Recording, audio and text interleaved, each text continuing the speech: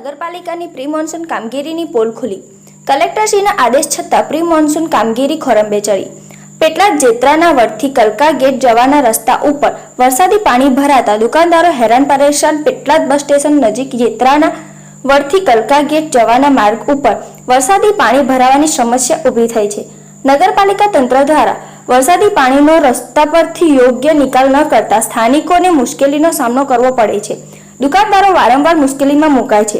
હાલ આ વિસ્તારમાં 50થી વધુ દુકાનો આવેલી છે।